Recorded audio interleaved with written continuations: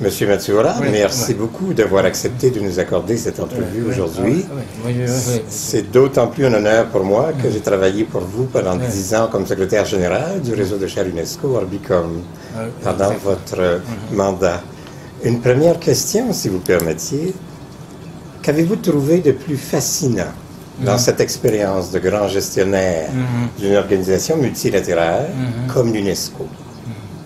Qu'est-ce que vous avez trouvé de plus fascinant pour vous? Oui, et j'avais décidé de chercher ce poste. Plus précisément, j'avais décidé de faire la campagne pour être élu au poste de président de l'UNESCO, puisque les tâches de l'UNESCO, ou bien les domaines couverts par l'UNESCO, sont très importants pour l'humanité entière, aussi pour l'Asie et pour le Japon. C'est-à-dire d'abord l'éducation, et puis la culture, les sciences et la communication. À mon avis, c'est 4 domaines, mais notamment l'éducation et la culture sont des domaines cruciaux pour l'avenir de l'humanité, pour l'avenir de l'Asie, pour l'avenir du Japon. C'est pourquoi j'avais décidé de postuler ma candidature pour ce poste, même en anticipant qu'il y aurait beaucoup de compétition, et certainement il y avait des autres candidats très qualifiés, donc au total 11 candidats. Donc quand je pense de la campagne électorale,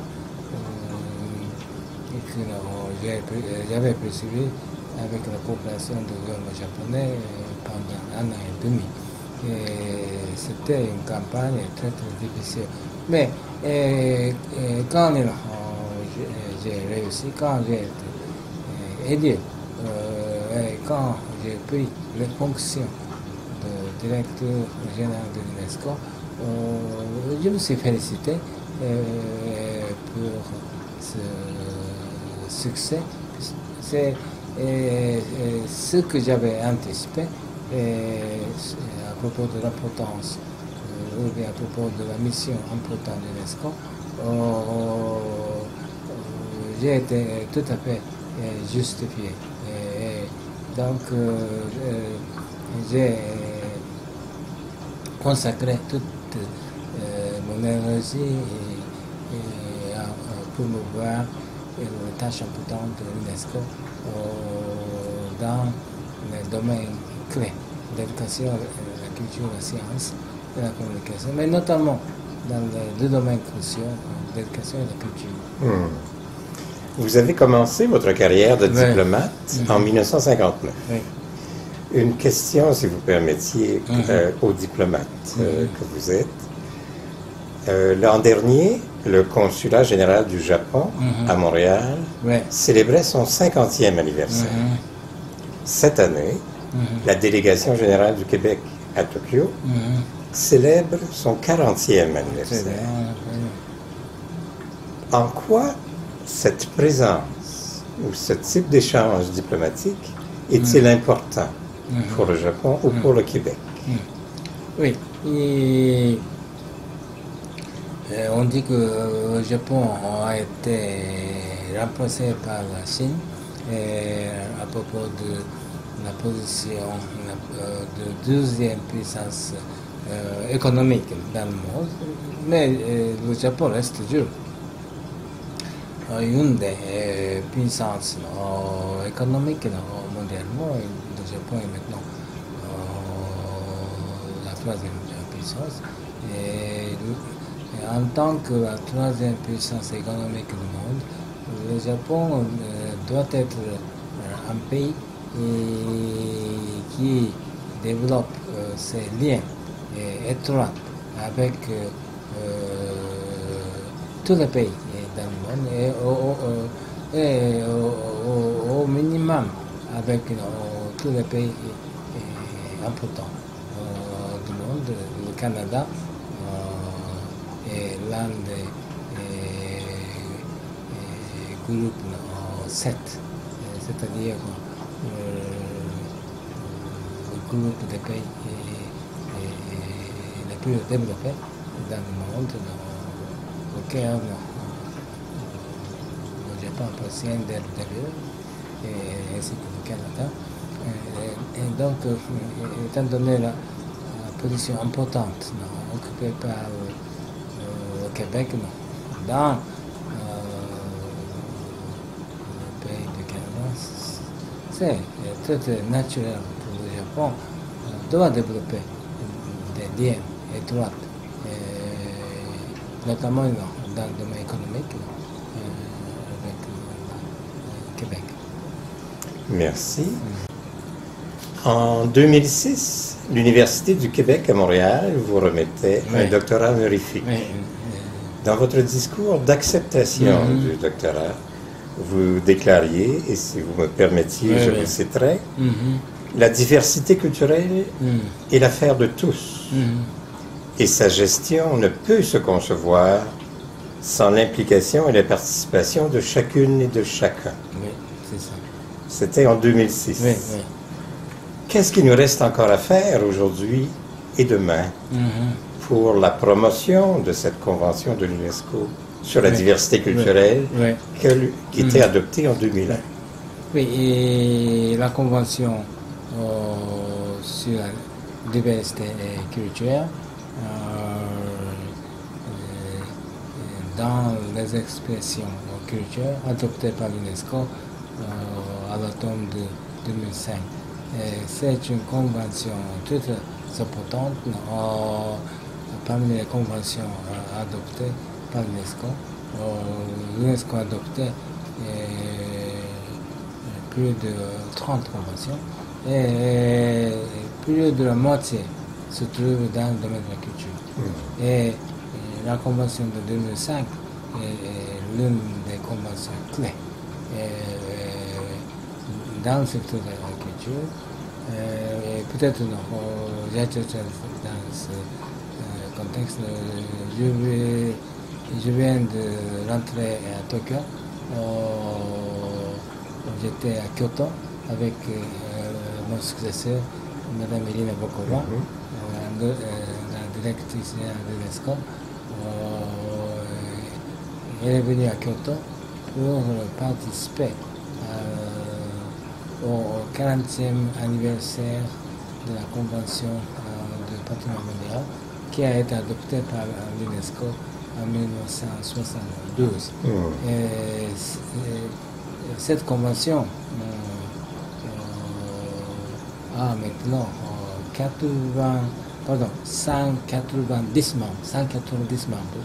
Donc presque non, totalement, presque tous les membres de l'UNESCO. Il reste quand même 5 pays qui n'ont pas ratifié. Mais 190, c'est un chiffre très élevé. Et ça indique que c'est une convention très populaire. Il existe deux autres conventions très importantes dans le domaine de la diversité culturelle et dans le domaine du patrimoine culturel. C'est la convention de 2003 et la convention de 2005. Et la convention de 2003 s'agit de la protection du patrimoine culturel immatériel, tels que les danses traditionnelles, les chansons traditionnelles, les cérémonies traditionnelles.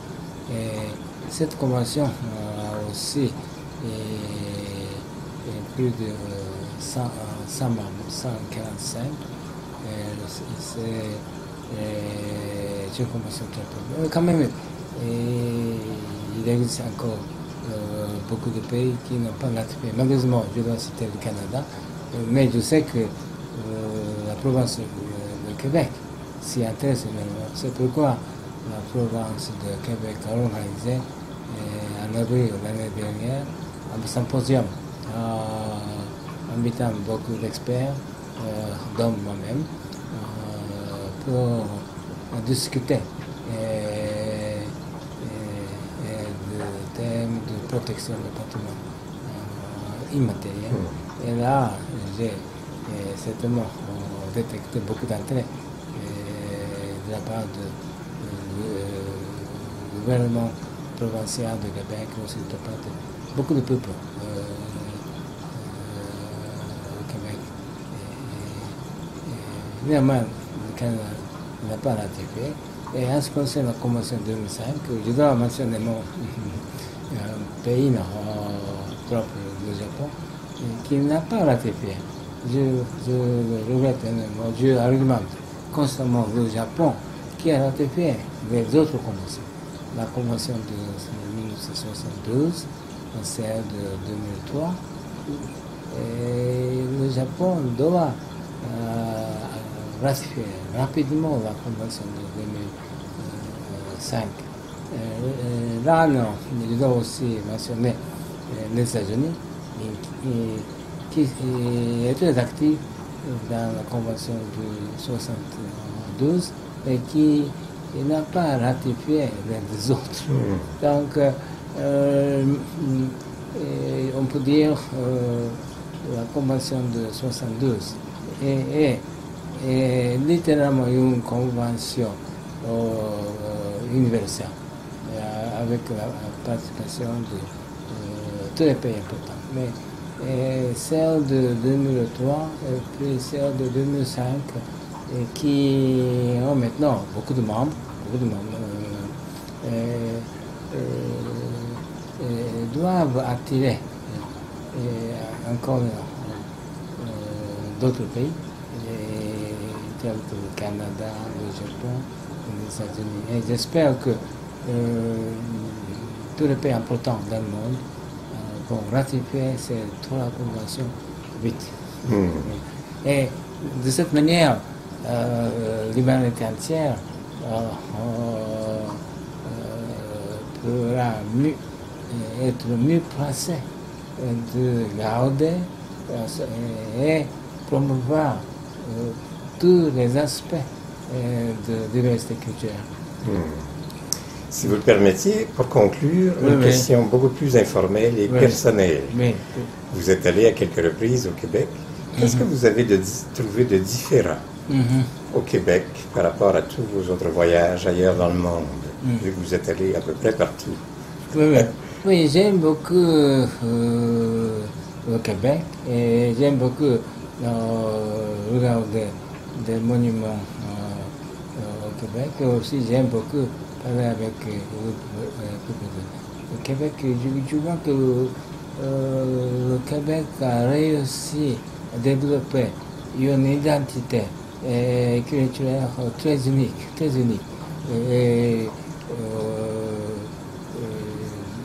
je crois qu'au début, c'était une colonie établie par des immigrants français, mais il y avait des peuples endogènes, et puis certainement le Québec fait partie de la Fédération du Canada qui avait été initialement créée par les Anglais. Donc je constate au Québec une nouvelle culture qui est au fond francophone, mais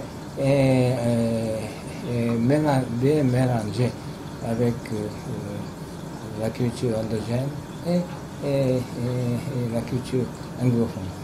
Donc c'est une culture très unique que j'aime beaucoup. Monsieur Matsuura, je vous remercie infiniment pour cette entrevue. Au plaisir. Merci.